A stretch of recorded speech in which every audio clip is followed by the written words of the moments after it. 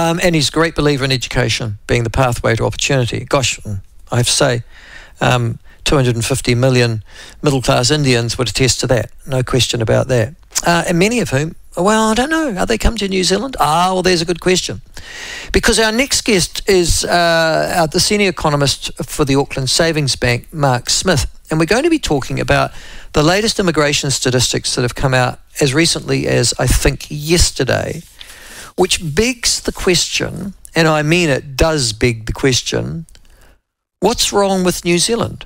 In particular, why are record numbers of New Zealanders leaving at the same time of record numbers of people from India, the Philippines, China arriving? And is there something fundamentally wrong with the country? The net migration loss of New Zealand citizens exceeded $50,000 a year for the very first time.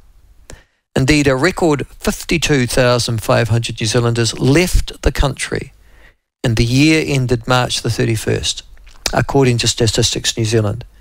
They're much higher than the previous record. Now, to give you some indication of this, they're much higher than the previous record of 44,000 citizens' departures more than a decade ago. So, 44,000 a decade ago, I remember we were having a chat then about the brain drain. Well, it's just got worse than that by, I'm trying to work out the percentage. Would it be 20? No, it's not quite 20%, isn't it? Actually, the person who will know is our next guest, Mark Smith, ASB senior economist, and he joins us now. Mark, welcome to the show. Good afternoon to you. Good afternoon. What is that? I'm not very good at statistics. You are. 44,000 to 52,500. What's the percentage increase? It's pretty chunky, but again... It's about 20%, isn't it? Yeah, but it's the difference between two very large numbers. So, these numbers can move around quite a bit. But what we have seen, as you pointed out, has been that trend of New Zealand citizens looking to move offshore. Historically, what's happened, though, is New Zealand has always seen our New Zealand citizens tend to go offshore, and we've relied on non-New Zealanders coming in here to keep our population up. But that's exponentially increased over the last 2 or 3 years, yeah? Yes, there has been a trend increase there. But again, it's the difference between two large numbers, and you wouldn't expect this trend to continue, over the next sort of 10 or 15 years. But what will be the case will be New Zealand will lose, New Zealand citizens offshore, because that's always been the case for New Zealand. Is there something wrong with New Zealand, Mark, that we lose 50,000 New Zealanders a year overseas on a permanent basis? Well, we tend to get quite a lot of them back anyway, so a lot of New Zealanders will go. New Zealand is a small country compared to the rest of the world. It's a big, wide world out there, and New Zealanders love to travel and explore. So, there certainly is a lot of pent-up demand for New Zealanders who were stuck at home during the COVID years to go offshore and explore, and now looks to be a very good time for them to do so. Yeah, the people that I know, I mean, it's only anecdotal, obviously, and I wonder if it's the same for you, Mark. They've got no intention of coming home. They're leaving to settle permanently in places like Australia, Canada, the United Kingdom. And they are uniformly young, educated, skilled. Does that show up in any of your statistics at the ASB? In terms of the stats, New Zealand figures, yeah, you're right. In terms of the flows, they're driven by those in their 20s and 30s, and they would tend to be, your more highly skilled who will go offshore. Experiences, those people, many of them will return as New Zealand has other things to offer. Obviously, New Zealand is a small economy relative to Australia or the UK or elsewhere, and offers different things, like our quality of life is different, and we have a different offering as well. And so when New Zealanders go offshore, things like the lure of family and New Zealand's reasonably good relaxed lifestyle are major carrots for them to return. Yes, because the interesting thing that is 52,500 Kiwi citizens fled to parts probably unknown for the last 12 months ago. 50,000 Indians arrived as permanent migrants here. 32,000 Philippine citizens, 27,000 citizens of China.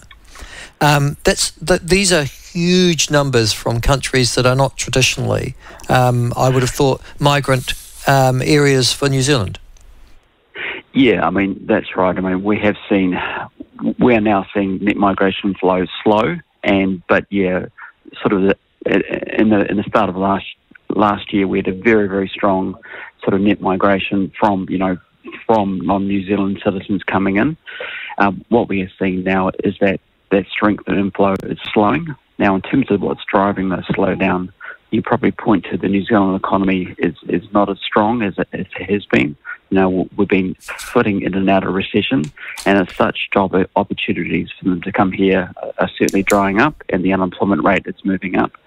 The other thing is also the government relaxed migration settings around the COVID period, because we realised we need migrants to be in our workforce. And now what we're seeing is, the tap was turned on for migration settings. We had a huge pickup in migration, and now we're seeing the regulatory settings move towards the tighter migration settings, and that's now having an effect as well in terms of the numbers. Well, and what's the effect of that? Because as you say, we let more people into the country because apparently there weren't enough jobs around or for New Zealanders to do, enough New Zealanders to do for the jobs that were there. But now as unemployment's going up, interest rates are tightening, the economy's technically, I suppose, in recession. Where do these people who have arrived in the country go? Do they go onto our welfare queues, or do they actually just squeeze New Zealanders out of jobs? Well, what we have seen has been, probably a lot more competition in the labour market. So, and the thing will be that there's a very sort of long lag of around, say, 12 to 18 months behind this. So we're seeing the New Zealand economy, being reasonably weak now. So it'll take time for that to impact the migration numbers.